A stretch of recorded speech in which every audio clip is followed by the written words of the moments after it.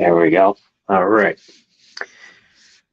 Hey, how's it going, everybody? And welcome to a very special episode of Channel X. I am your host, TomDog247, and we are here. Finally, we are here doing the Power Rangers 30th anniversary special. We're going to be, it's actually, more of a Power Rangers special. Um, it's, it's a long way coming and everything like that. And yeah, we are definitely. I know me personally, I'm definitely excited for this because this has been a long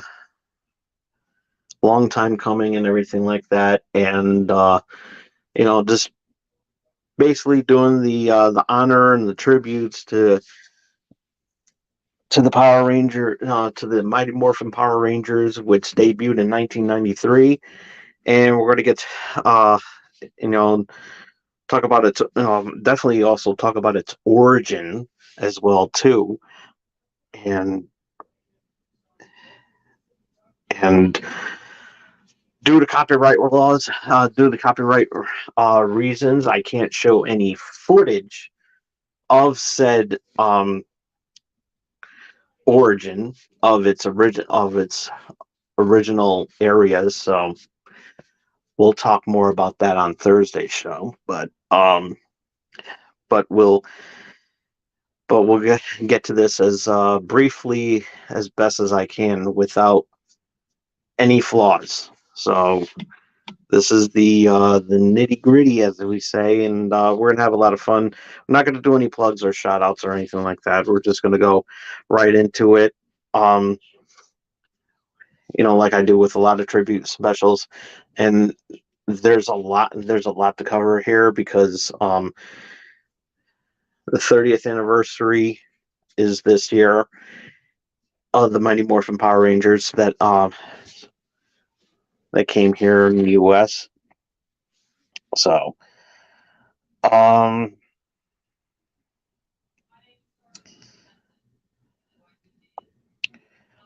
the original the original uh, Power Rangers came from was developed, of course, was developed by Saban Entertainment, and they were also working with uh, Toei's, I think. I apologize with the pronunciation. I do apologize for that. So, um, Toys, Toys, um, uh, oh, man, this pronounce looks okay. Um, the Mighty Morphin Power Rangers used stock footage from um, the 16th installment of Super Sentai Kyoryu Sentai Zayu Ranger. So it rolls right off your tongue. And the original origins of the Power Rangers, it wasn't uh, five teens with attitude. It was basically um, the Zayu Rangers were more in cryo sleep, and the dinosaurs came to life as well too, and everything, and which formed into the Megazord that we know today. Um, so there's a lot of stock footage, which Saban bought, uh, which Saban bought from Toys Super Sentai line, and there's a lot of it. Um, the second and third seasons of the Mighty Morphin Power Rangers era uh, used stock footage from Gosei Sentai Dai Ranger and Ninja Sentai Kaku Ranger, and I saw some of it. Um, which you can actually watch these shows on um, you can actually watch these shows on Tubi for free. Um, so yeah, so if you want to know more about the excuse me, if you want to know more of its history, you can watch that, and I strongly recommend it because it's a little piece of history um, that without the Super Sentai franchise, we wouldn't be getting Power Rangers here in the States, and we wouldn't be doing this special. We wouldn't be celebrating 30 years of it to this day, and there's going to be, and later on this year, we got Netflix is going to be throwing in a huge special in April, which is going to be they're bringing back some of the original Mighty Morphin Power Rangers, some of the Power Rangers from the Mighty Morphin era. Some of them reunited, some of them, and then some of them working together for the first time. Um, Never before working together during the Mighty Morphin era. So yeah, it's a pretty big deal. Um, and yeah, this is going to be this is really a huge deal, and that's going to air on April 19th, which the special is called Mighty Morphin Power Rangers, um, Once and Always. And I saw some of some of the behind the scenes featurettes of it, and it looks amazing. It looks really, really good. Um,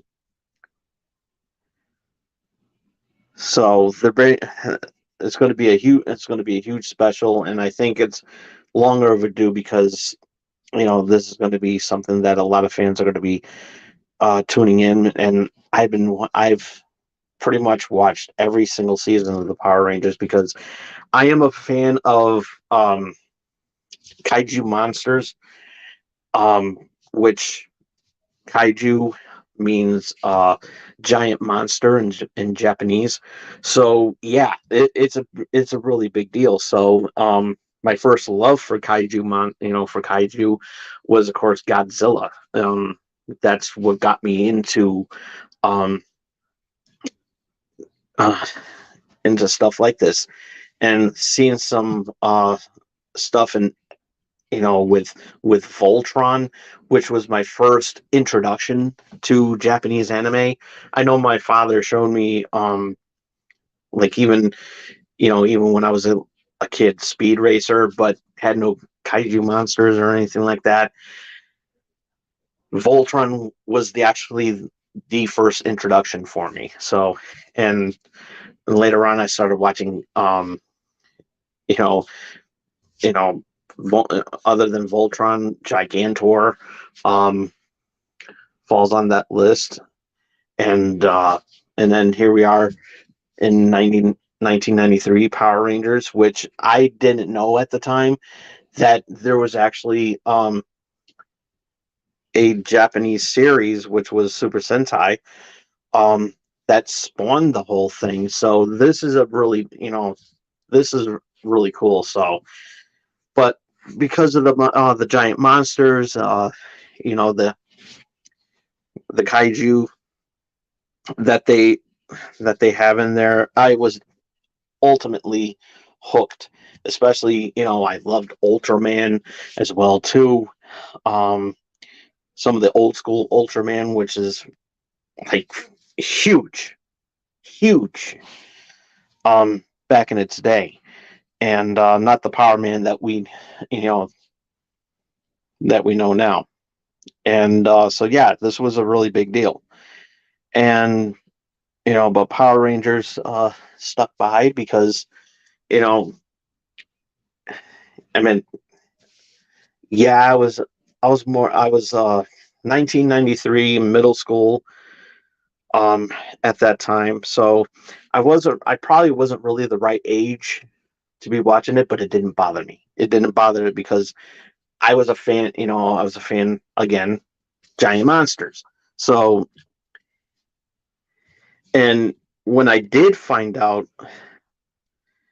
um, that the stock footage was from the Super Sentai series, I said, it made me more of a fan of the Power Rangers. So yeah, um, and it's kind of sad that we never got to see back then um, some of the stuff from um, the Super Sentai franchise.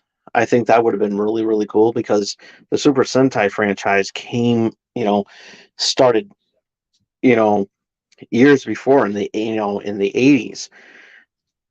And, with this 16th installment of the series, um, was really a big was really a big deal, especially with them doing Kamen Rider and everything like that. It's amazing how this show um became um a huge fan favorite in the early 90s for American kids. And of course the controversies, it doesn't come with its controversies. One of the big controversies at the time was, of course, um the fighting that was going on, kids reenacting the fighting and everything like that. And yeah, that was parents were pretty concerned about this. Another thing that was pretty big, a huge controversy as well too, was the placement of the black and yellow Power Ranger. And I'll get to there. We had Jason, Zach, Kimberly, Tommy, Trini, and Billy. And the thing about this was, Zach was um, was played by Walter Jones, African American actor. Um, and Tui Trang um, played Trini, Asian American actor. Um, so there was there was some controversy over the race, that whether or not that this was um, a racial issue, which had nothing to do with that, because fun fact,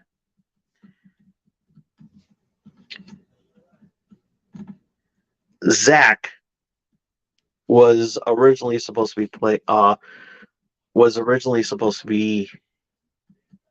played by a white guy, a white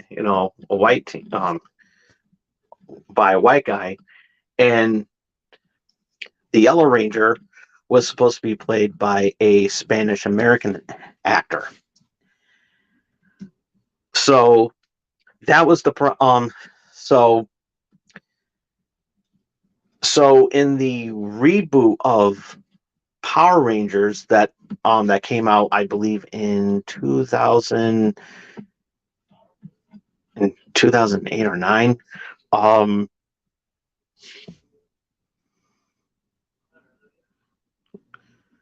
Trying to remember here.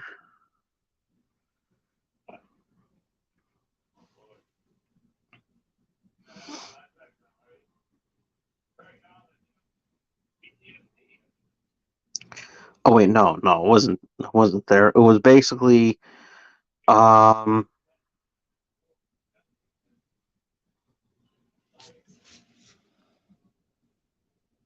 in 2017, they rebooted the film of Power Rangers where Billy was um played by an African American actor, and Trini was played by a Spanish American actor. So yeah, they solved the problem because that was the original basis for but the actors that was playing Zack and Trini, they were the best. They were the best choices. So um, the color scheme had nothing to do with race whatsoever. It was more of a coincidence. And Jason, and another fun fact: Jason David Frank, who um, started as Green Ranger, as you see in the picture there, he later on would wear red in in Power Rangers Zeo and Power Rangers Turbo, and he has a little bit of Native American back. He has some Native American background blood in him, so yeah, it's just an unfortunate coincidence that it happened, but it's a huge fun fact. But nobody had a problem with it. Nobody really had a problem with it.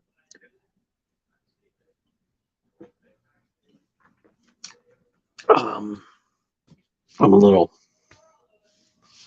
um, parched, I guess you could say. And what else? So yeah, the main villain in the Mighty Morphin Power Rangers was of course Rita Repulsa. She had a different name in the Zayu Ranger uh, series, which is really difficult to pronounce. Um, but it's really cool. I strongly suggest that you watch it on Tubi. Like I said, I'm going to be plugging that a lot tonight. um, and in season 2, we would wind up getting Lord Zed. And a little fun fact about me: the first time I saw the first time they showed off Lord Zed, of how freakish this character was, and it did its job because a lot of younger kids at that time saw this character for the first time were a little bit freaked out by him. We're a little bit freaked out by Lord Zed, and I can understand why. He had some tubes coming out. He had some tubes on him and everything like that, with some fluid pumping into him, and you know, all flesh with metal, and the face was just so menacing. And yeah, it did its job, and yeah, it was pretty. If I was a lot younger back then than at the time that I saw it, which was in the early to mid '90s, yeah, I would have had nightmares. But yeah, but since I was old enough to not, have that many nightmares and everything like that. Long story about my childhood there, which we won't talk about here. We'll probably save that for a Halloween episode. Um, it's it's a huge deal. And yeah, it was, some of the storylines, were campy. The acting there, the storylines were kind of campy and everything like that. But at the time when when they did do a good story, oh, excuse me, they would do a good story, and it got you hooked. And coming home from school, having your little having a little snack and getting your homework done and everything like that, or before you get your homework done, cramming a little bit of adrenaline in there, putting on the Power Rangers, and then you can get started with your homework and said, yeah, I'm going to get the job done. And yeah, this was a really big deal. And yeah, this, as it continued, it's just gotten better and better. And yeah, there were some duds and everything like that, but I still watch it. I still watch them, and it's it's a piece of history that maybe a fan almost instantly. And yeah, the power, when you hear that theme song, it's like it's like listening to the theme song of the Ninja Turtles, or listening to the theme song of Thundercats, or listening to the theme song of X-Men. It just got you hooked. it just got you hooked, and got you pumped up, and saying, and it was like, it did its job. They knew how to market it, especially with the toy line that they had. That whenever they had new stuff coming in, it's like, oh, we got to buy that. We got to buy that. I didn't really buy any.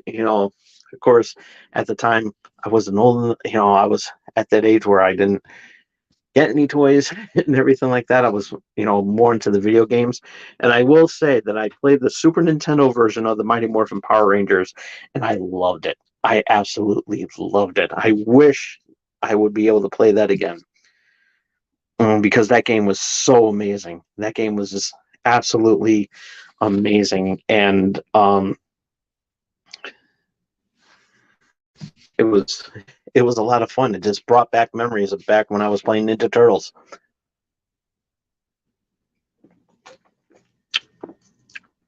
So yeah, and so later on, in the first season, halfway through the first season, we were introduced to the Green Ranger, aka the Dragon Zord, played by Jason David Frank. And that five-part miniseries was amazing. It was like, when we saw that, we knew that we were in for something special. And when they gave out the story, and then when they continued the story arc of Tommy through the rest of the seasons, with the Green Ranger, I could pretty much call it the Green Ranger saga, and I know a lot of Power Rangers fans do refer to that as well too. Um, Basically, it's more like, yeah, it's the Dragon Zord saga, and this was a really big deal, and um, the storytelling on that was amazing, and especially, leading up to the second, going into the second season, where um, where we had pretty good character development with Jason, and because he was gonna, he felt like he failed the Rangers for not protecting Tom, for not saving Tommy when with the candle burning out and everything like that. So he felt like he disappointed and everything. So, but good redeeming factor, especially the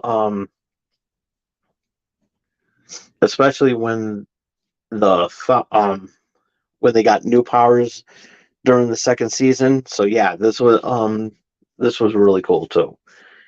And then another memorable moment with Tommy, he later became the White Ranger, and with the Tiger Zord, and he had like a little companion. He had a companion slash weapon known as Saba, and it was really cool. It was really cool, and yeah, this was a really, they had a lot of memorable moments. Seeing Tommy and Kimberly kiss um, was also a big memorable moment. Um,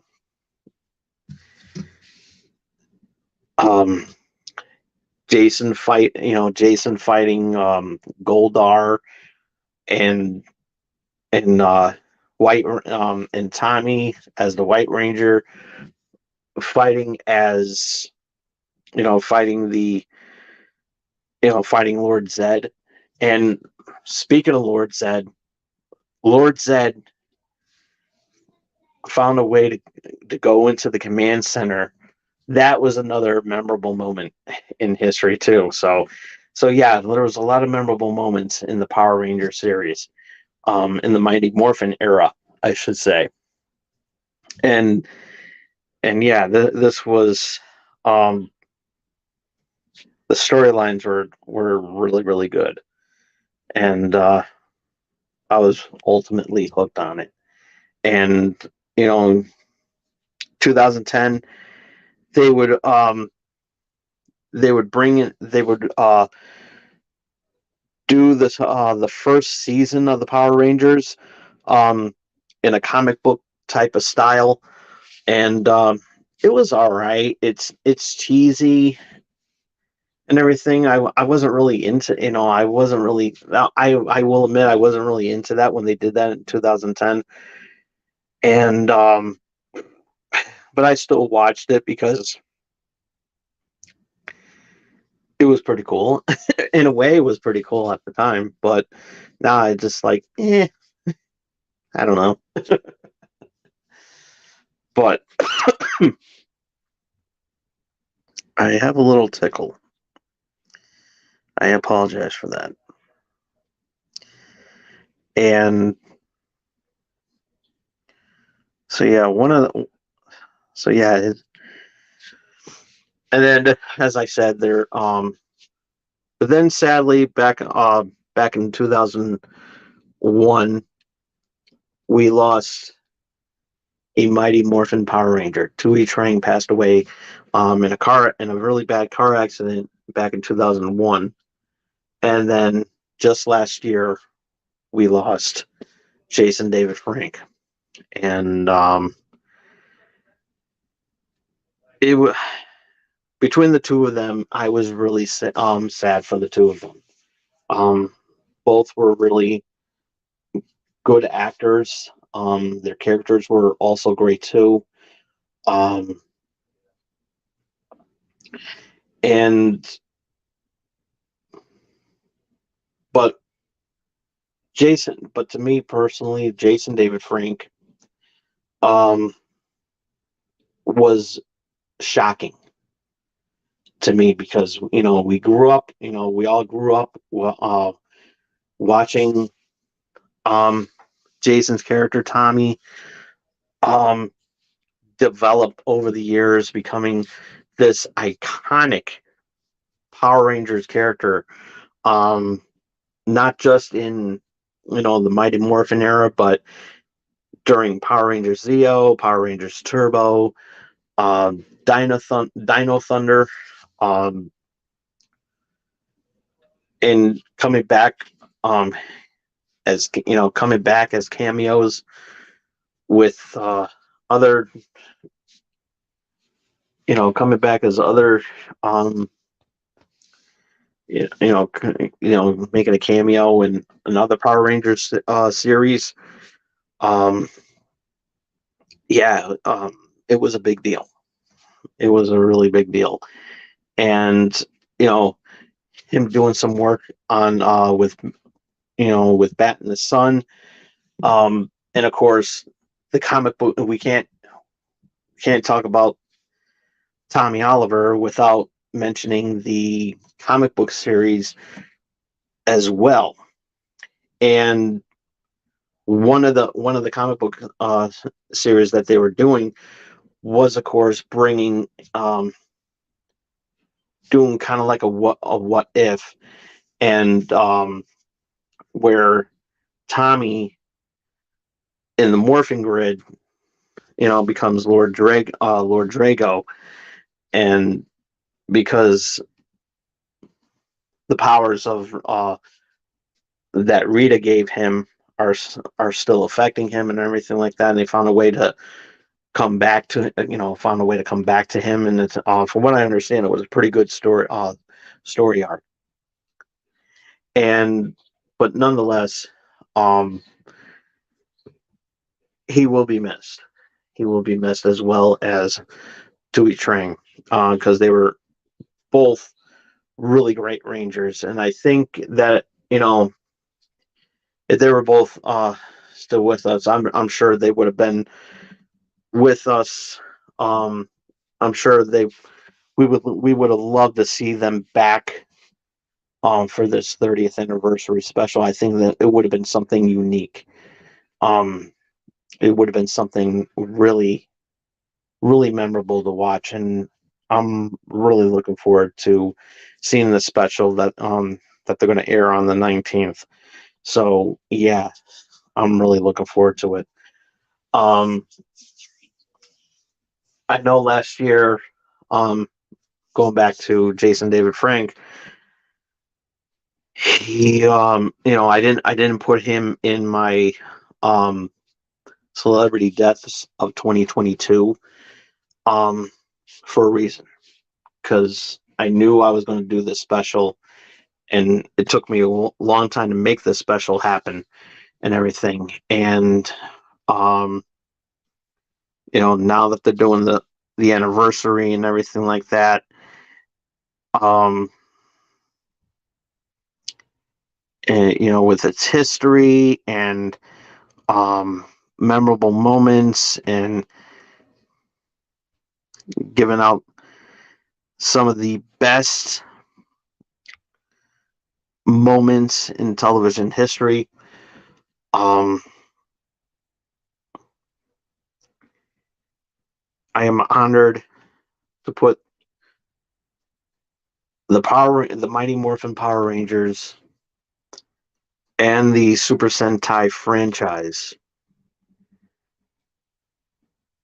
into the Channel X Hall of Fame. Happy anniversary to the Power Rangers. Happy 30 years of the Power Rangers here in America, and happy anniversary to the Super Sentai series as well too. Both both well received, and like I said, Yellow Ranger, Green Ranger, both are going to be are still missed to this day. We still talk about them. We still reminisce about their great moments, and we will forever be grateful of how wonderful they they gave the characters, and we will miss them very deeply. With that being said, um, that's pretty much all the time I have for this evening. Thank you all so much for for tuning in tonight and watching this special. Like I said, this was a long time coming, and I do apologize that I couldn't show any clips, but because of copyright reasons, I couldn't. And like I said, I'll address that more on my Thursday show. Um, of everything that went down. um, with that said, thank you all so much for tuning in tonight, and be sure to follow me on Twitter at TomDog247. And if you missed any of tonight's episode, you can check it out as soon as I turn off the camera. Thumbs up the video if you like, a thumbs down if you don't. Comment down below what was your favorite Power Ranger moment, who your favorite Power Ranger is, and let us know in the comments section down below. Ring the bell to stay notified of what I'm going to be doing next. And then we got one more thing. Support small streamers like myself by doing one important thing that you could be doing for small streamers like all small streamers like myself, by simply doing the more phenomenal thing that you can do, and that is face hug that subscribe button.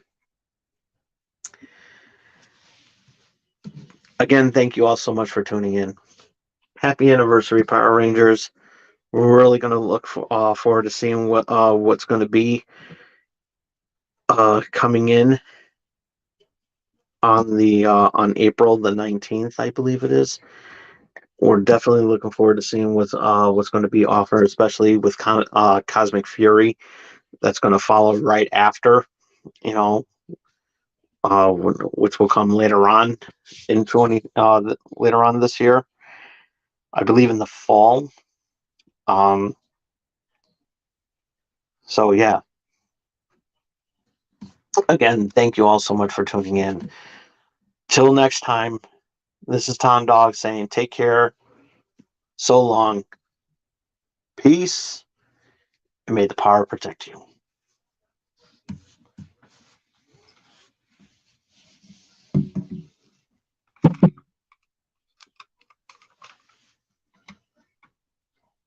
Take care, everybody. Love you all.